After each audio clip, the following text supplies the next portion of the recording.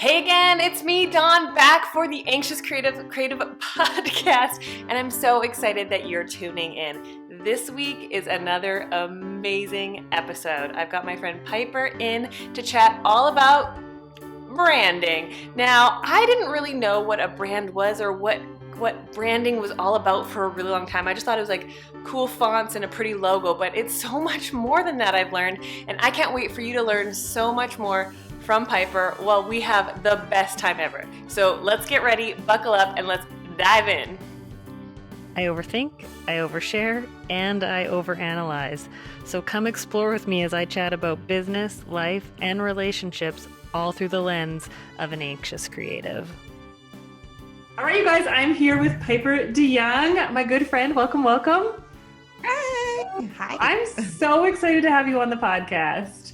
I'm really excited and anxious and excited to be here. Well, you're in the right place if you're anxious. Piper, I feel like I've known you for so long, and I feel like we've probably only actually really met in real life like 2 or 3 times, maybe. I think 2 or 3 times, yeah. 3 actually. Yeah, but I remember seeing you on Instagram doing your, was it blend events? Yeah, blend, yeah. Yeah. Those were like crazy. It feels like forever ago, actually. Yeah. Well, tell everyone that's listening, what was the blend events? Okay, so Blend was basically like a monthly meetup that I had started here locally in like the Southern California area for hairstylists, makeup artists, basically beauty professionals.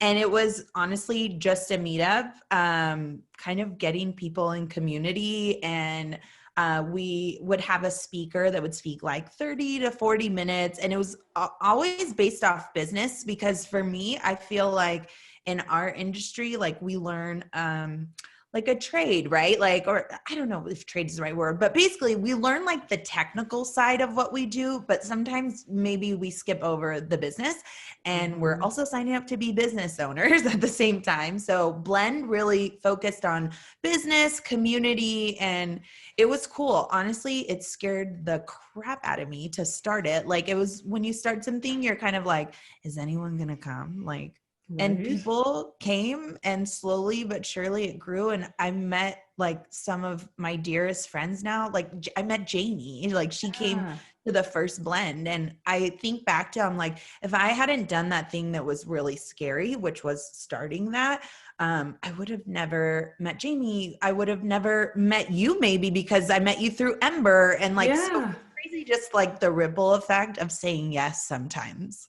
That's so cool. So for anyone who doesn't know who Piper DeYoung is, who are you? What are you about?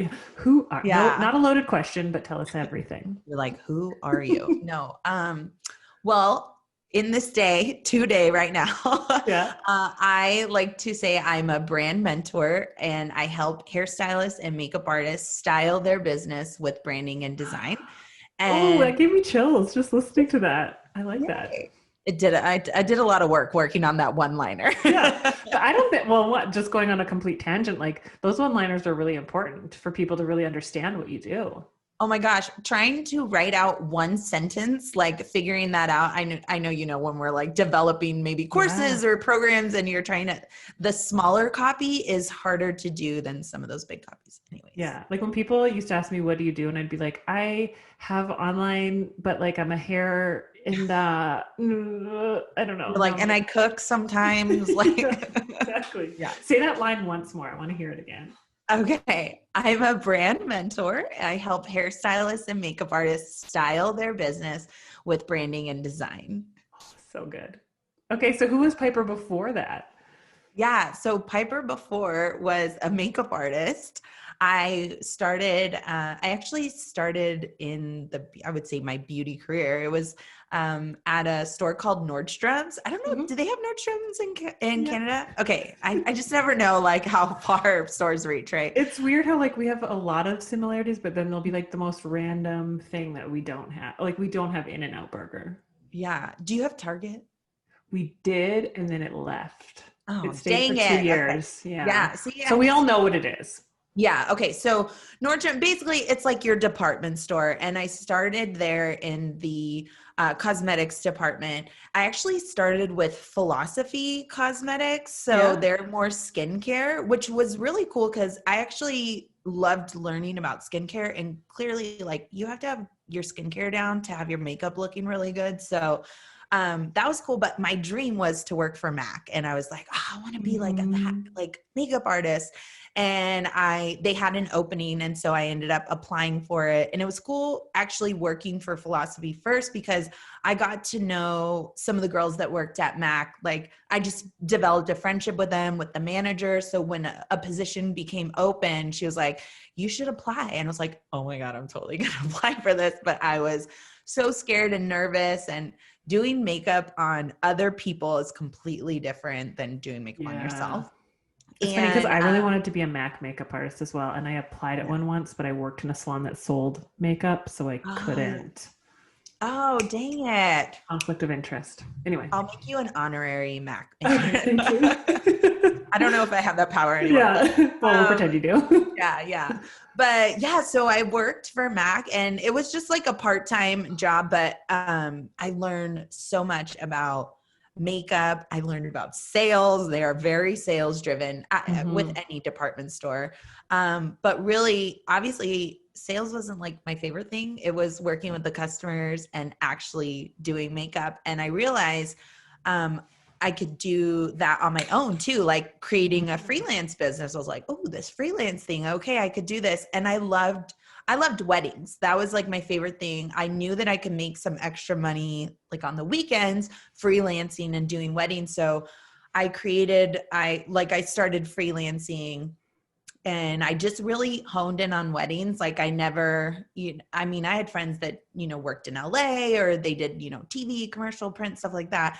That wasn't necessarily like my dream. I was just kind of happy, like doing my weddings and working with my brides. And it was something that I fell in love with. And so I did that, but simultaneously, like at the same time when I was building my makeup business, I also worked in the spa industry, which is still beauty. So, Yeah, I love this. but I worked for an event company called Live Love Spa, and they did regional like spa, almost like trade shows, all throughout the country. So it was like kind of every major market in the US, we had an event there. So I was their marketing like manager there, did all their social media.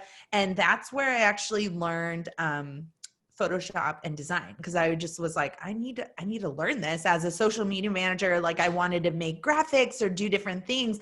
And I was so tired trying to wait for a graphic designer. Like, there's a little bit of a turnaround there. And I was like, I think I need to learn this if I want to, take this skill even further.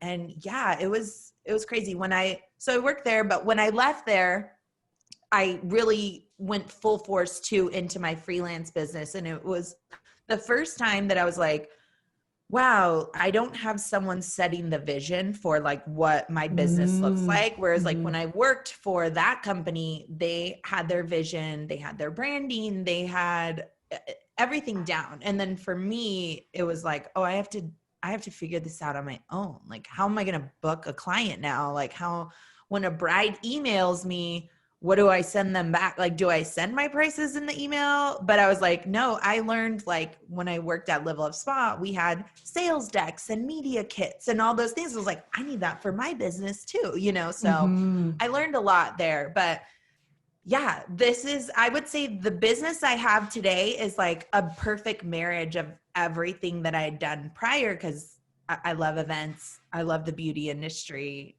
And I love branding and design now even more. Like I just love creating in that part of business. So I get to do that all the time now. That's really cool. So are you kind of kind of self-taught almost in everything through experience? Yeah. So, I pretty much taught myself. That's Piper, because your work, I don't know if you guys have not checked out Piper's work yet. It's amazing. Thank you. That means a lot. I was scrolling back through my Instagram, and I found my like very first website that I made for freelance business. It was called Allure Express. I found the website and I was like, we've come a long way, babe.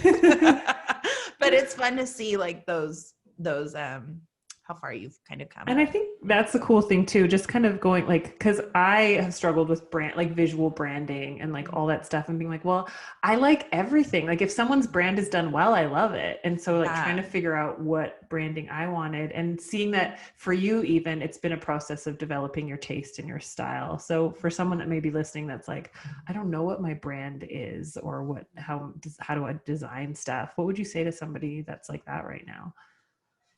I would say you have to get really clear. I think it's a fine balance of getting really clear on who you are, but who you're also trying to communicate to. Because if I were to strip down like branding and design at its simplest form, it's communication. Like you're trying to communicate to someone through a graphic, through a color, through a font, like you're using all these different elements. And at the end of the day, it's like you're communicating them and it's like you're almost trying to influence their perception of you, right? Mm-hmm. And so there's a lot of fun thing like psychology things too in branding, like colors can mean certain things, right? Fonts can mean certain things too. And when you understand, I would say understand who you're creating for so that you can influence their perception of you in a positive way, and that they would build trust with you, they would connect with you. And when they come to that point, when they need to make a decision for a service or whatever it is that your company offers, you're going to be first to mind. They're going to remember you. They're going to have connected with you in some sort of way. And I always say branding is an action. It's never a one and done thing. You're always branding yourself. You should always be branding. It's like continuous. It's never like, I'm done branding. Like I'm done. I did it. Check. It's like, no, it's continual. Oh, I like that. That's like when they say like love is a verb, not a noun. It's like branding and love.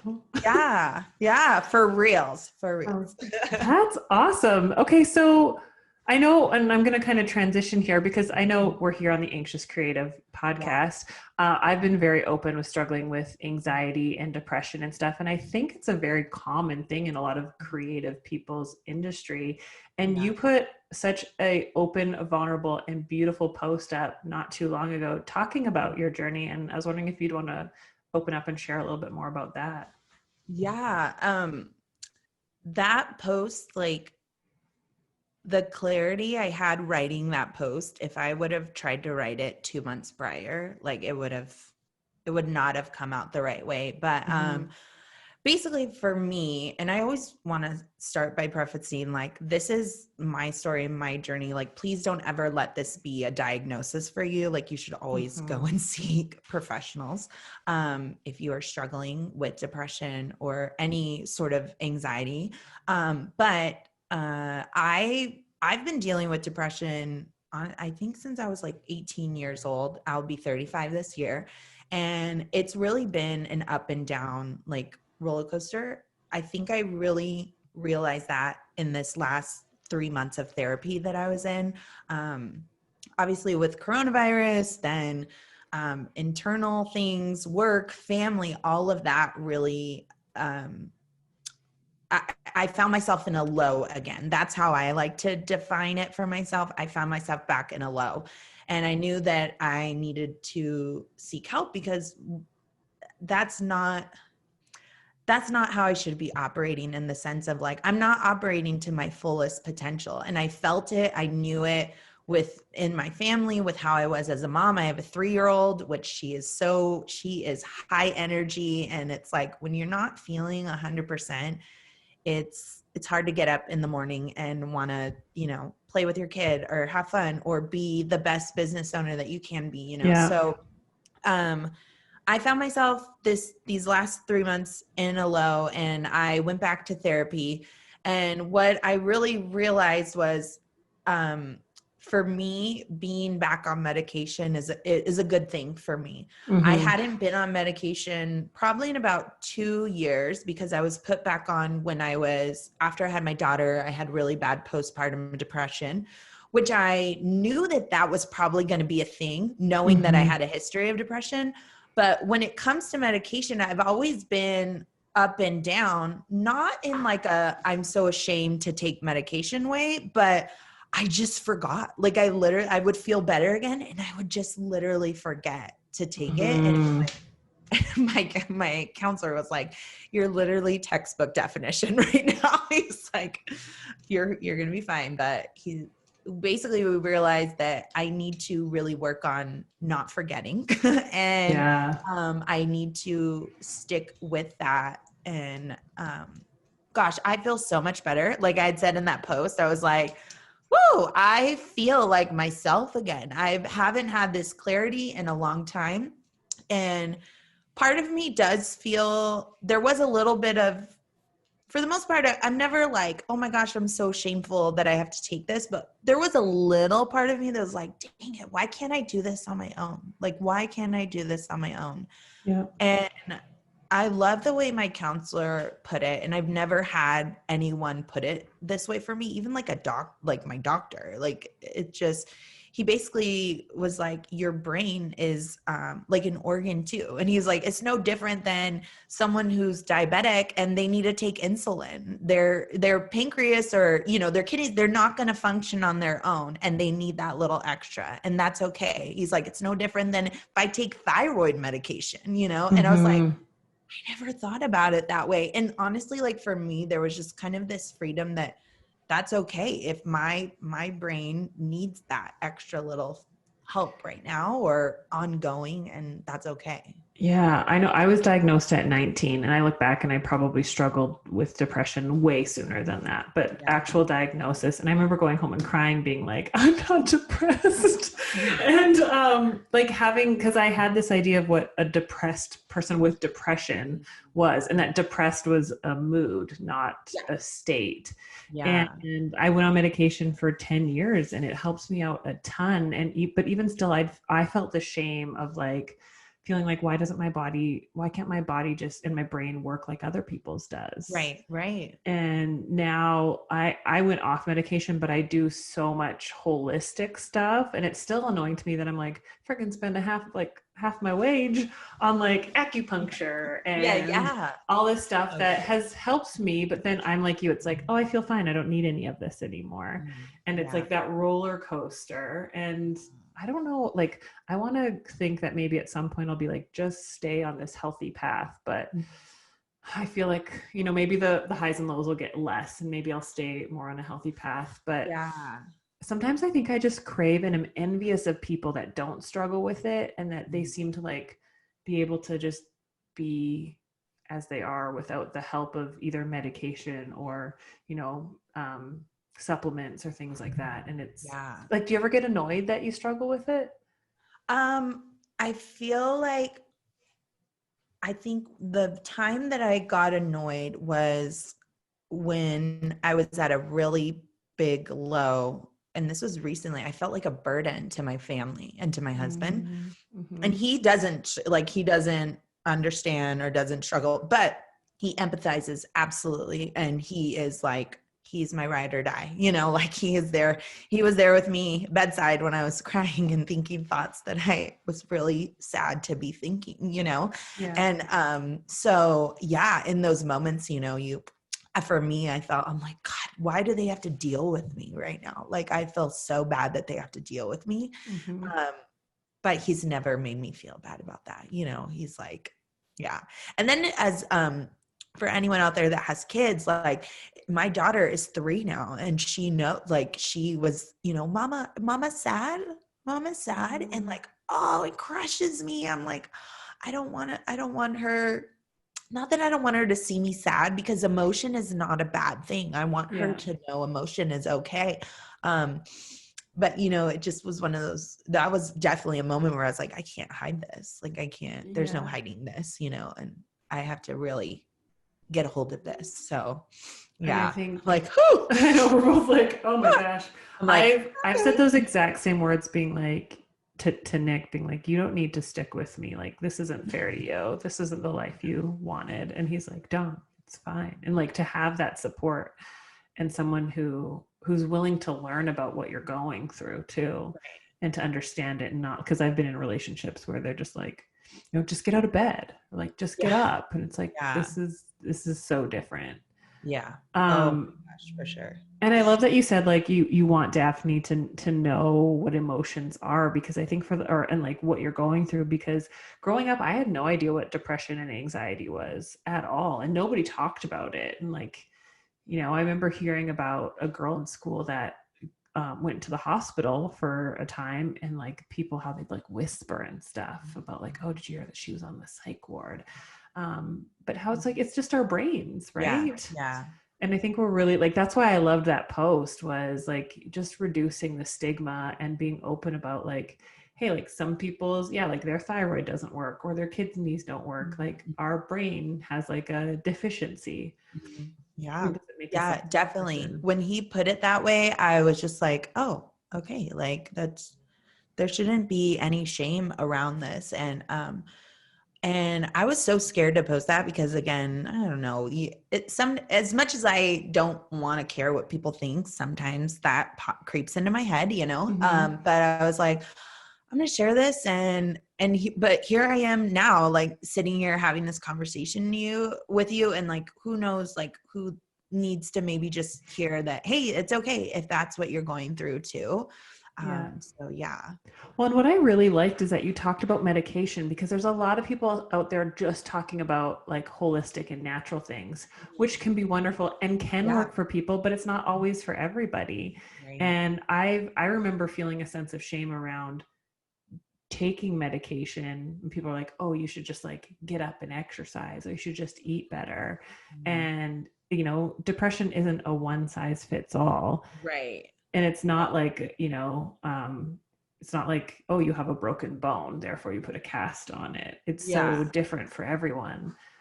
Yeah, no, definitely. I mean, there was when I was in my mid 20s, I actually was on like St. John's wort and 5-HTP. So I went like, I kind of did more of like supplement, vitamin, like over the counter kind of stuff. And I agree. I think finding what works for you, but I think even just taking that first step to be like, I'm going to get help and I'm going to find, like, Mhm. that's scary in itself. Yeah.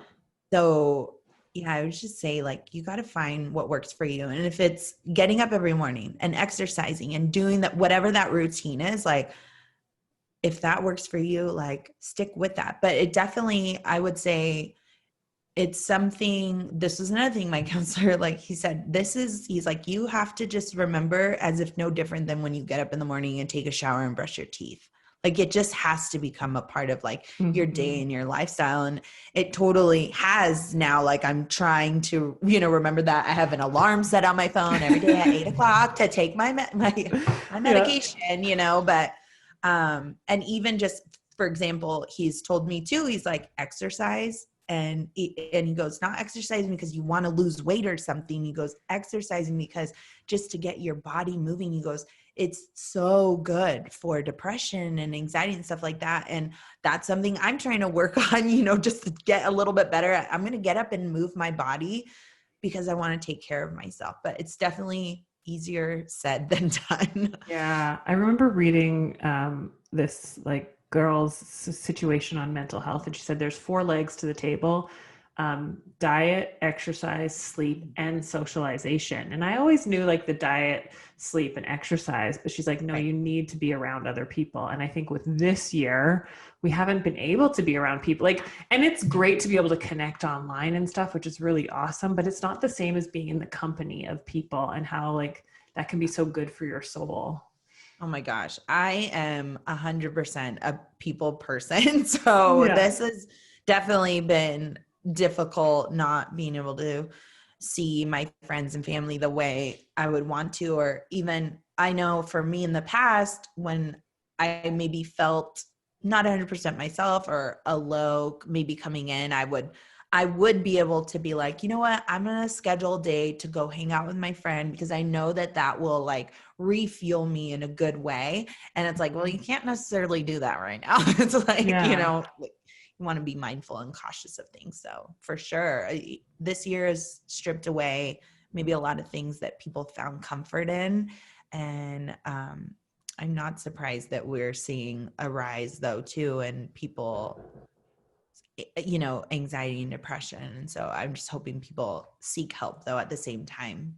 Yeah, I hope so too. I think like there's probably a lot of people who have never struggled like at all. And yeah, like this year, just one second. All right, slight pause in that. Well, not pause for you guys listening, but we had a little interruption. We are back. So I'm curious, Piper, like with being so open about depression, do you feel like that the self-awareness you have around it, does it fuel some of your creativity? Or do you feel like that extra awareness of emotion? Does that make sense? Yeah, I would just say it definitely, when it's hard to explain, when I'm for sure feeling better, I feel way more creative. So like I'm literally coming out of the last 3 months being really feeling really low. So right now I would say my creativity is very high because I feel really great. I feel, I don't want to say like stable or anything, but it just, I feel more like myself. And I know that tells me I'm like on the right, not path or track, just, I definitely just feel more like myself. I don't even know how to explain it. And I see that it comes out in my personal work, when I'm working for clients, when I'm even just within my family. So That's yeah. awesome. Do you like, cause I've been in really low lows where I'm like, I don't think I even love my job anymore. And then I've like fantasized about doing other things. Has that ever? Oh yeah. Are you kidding me? I told my counselor, I was like, when I was, the last 3 months, oh my gosh. Yeah. I was like, am I doing the thing I should be doing? Why did I even start this business? I'm not even good at branding and design. It's like all that, like, That like little I chirpy just start, voice. beating myself down and wanting to change things, wanting to literally just crawl in a hole. And luckily, I'm so glad that we have those weekly sessions and I have a safe space where I can vocalize that. And, just also being reminded that's probably not the right time to make big crazy decisions. Like, and for us in our sessions, it was really just, okay, how do we get you your levels, just how do we get you back to where you feel you like yourself? And then we have a little bit more clarity, and let's revisit those things, which now when I revisit them, I'm like, I love my job, I love my clients, Yeah. so I would definitely say don't make any crazy decisions. Yeah, and I feel like when people are overwhelmed and burnt out, that similar Mm. stuff can come up, and it's just tough because I see so many people pivot away from whatever they love, what they originally loved, and they get to a point either, it's, mental health, or it's just stretching themselves too thin, people pleasers. I don't know if you're a people pleaser. Yeah. It's hard to say no. And then we get resentful and bitter, but then we can only but we have to be smiley and cheery, but like we feel awful. And there's been times where Pretty I'm just much like putting yourself last. Like you're literally just putting yourself last. Yeah. What it feels And like.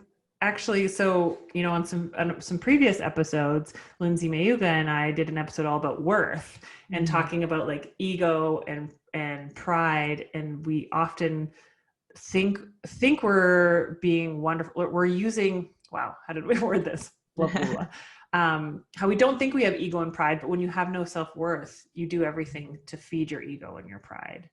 Yeah. And Yeah. then when you start to have self-worth, you can say no. And then people are like, oh, you're being egotistical. And you're like, actually, no, I'm not. No, no, the people pleaser in me wants to, oh my gosh, I'm even just thinking back to like a couple years ago of like just saying yes, yes, yes, thinking that I'm like, oh, I'm the over here, and then I'm like, actually not. I'm over here like crying. I'm anxious. I can't breathe. My like heart feels like it's about to pop out of my chest. I'm like, how is that like any good for me? Yeah. Yeah. What was it? Lindsay said like everyone in my town had their hair colored beautifully, but I was exhausted.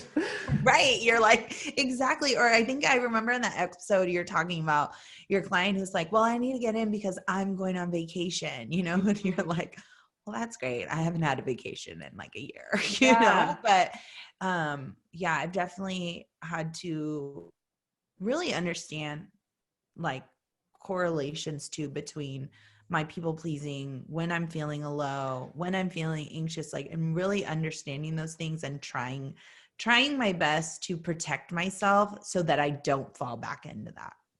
Love that. And does your branding work help kind of calm you a little bit when you're doing that work? Like when you're in a good place, but you might feel like, do you find it cathartic? I guess that's the question, to like work with Yeah. Well, branding. I love when I'm working with clients and I'm helping them, develop their visual branding and their identity. I mean, for me, it's just a constant reminder of my why and like what I love doing. And honestly, what I feel like I was meant to do, but was so scared to put myself out there to do.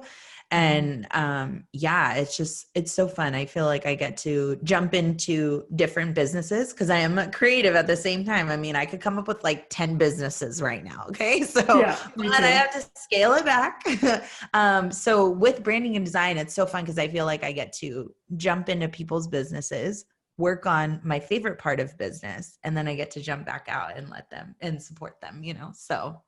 Yeah. That's awesome. So what kind of stuff do you have available for someone that's listening right now that's like, oh my gosh, I want to work with Piper? Is there ways that people can get connected or work with you or like gain knowledge from you about branding and design? Yeah. So, well, I mean, if you are out there and you're like, hey, you know what? I need to get my visual branding a little bit more dialed in, or you just want to learn and kind of take a little bit more ownership of that area in your business, I have a free guide on my website, piperdyoung.com, and it is all about how to create a brand style guide. And a brand style guide, I love analogies, or like how to just simple it down a little bit. But I almost feel like it's like your brand or your business's closet, Oh, and it's yeah. like their wardrobe. So it's like, how would you style a graphic, right? Knowing the right colors, knowing the right fonts, like kind of getting all those things dialed in for your business. So that's a free guide on my website that you can find. And then I'm actually working on finishing a course right now that I'm like so excited for, but this course is strictly for hairstylists, makeup artists, beauty professionals that want to learn and take ownership of their branding and also build a kick butt website that is going to attract their ideal clients. Oh my gosh. So I'm really thrilled about that course. It should be coming out here in the fall. I'm going to say fall. Yeah. But if you sign up for that brand style guide, or you could just sign up on through my website, there'll be a wait list up there. And yeah.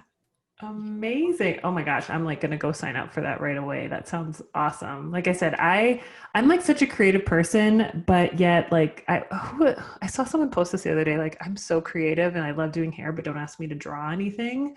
And I'm like, yeah, that's me. Like, I remember in like school, they're like, draw a horse. And I'm like, how the heck do you draw a horse? Oh yeah. Well, I mean, I feel like I'm not your best drawer, illustrator. I don't know what you want to call it. Yeah. But, I really like get me into Photoshop or like Illustrator, and I know where I'm strong in, so yeah, but it's funny that you say that because I feel like sometimes people think creative and they think only They like should be they have to draw or do multifaceted. art or paint, and I think if you are a hairstylist or a makeup artist, you are creative. Like literally, first of all, you're actually like a scientist when it comes to like watching some of my friends and their stories doing like hair and color corrections. I'm like, you're actually a scientist because you're literally like formulating all these different things. You are so creative. If you've never thought of yourself that way, I want to tell you that you are.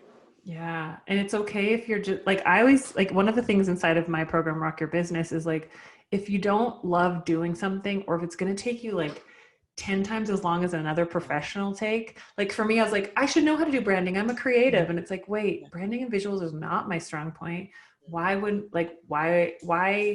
stress myself out over having to try to figure this out when I could either, get Piper's course or, have like, bookkeeping for me was the longest time. I was like, I'm not going to do my own bookkeeping. I'll get someone else to, do it for me or show me how to do it. Right. And yeah, so, no, I think we are literally like, we're so spoiled in this like time that we live in because we can learn from someone who's gone before us, like getting a course, doing, a mini course, a workshop, whatever it is. And you might not fully own that in your business, but you do have vision for your branding because you've had to do it. You've had to do some of it yourself, so that now when you hand it off, though, when you reach another level and maybe you need to hand that off to someone else, you're able to communicate with them too, to really define and like speak up for what it is that you want. And when it comes to maybe if you're building a new website or you're rebranding or stuff like that. But if I always say, if you can learn a new skill set and then, if you can hire that off later, that's great. Yeah. And like sometimes in the beginning you can't, right? Yeah, for sure. For sure. And that's what I think is so great with so much great online education, even just like with your course, that people, you don't have to go figure it out yourselves. That's going to be wasting time. But if you can spend time learning from someone who's already done it, and they're going to give you a blueprint and make it really easy for you, that's time well spent to me. Yeah. How long? So, because you've got the free brand guide on your website, how long would it take for someone to go through it? For the brand guide, I mean, honestly, I feel like if you were to sit down and just kind of nail in these 4 different areas that I talk about, really dialing in for your branding, honestly, like someone could do that like in a day or 2, Yeah. So everyone it's really just like buckling down. And if you can like buckle down, give yourself like get rid of the noise, get into a nice cozy area and work through like the guide and stuff like that. I feel like you can dial things in. I always say define and then you can apply it. Absolutely. And this phrase came to me like about a month ago and I'm sticking with it. I said, I'm addicted to learning, but allergic to implementing. And realizing how much I like to consume information, but struggle to actually go do it. And that's that's the most important part.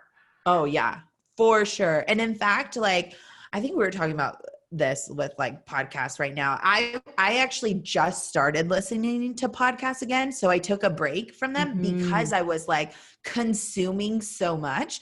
And I was like, oh, I need to take a break because it's hindering me actually seeing some of this stuff through. And so, 100%. Like, what was it? I was like, I'm in the creating. I need to stop consuming and start creating and like actually getting stuff done. So yeah, that's a tough one. Well, first step, everyone go grab Piper's branding. What was it called again? Brand kit? It's how to create a brand style guide. I love that. Go get that. But Piper, if people just want to like hang with you and get to know you better, where can they find you on some social media? Yes. I'm pretty much always hanging out on Instagram. So it's at Piper D Young.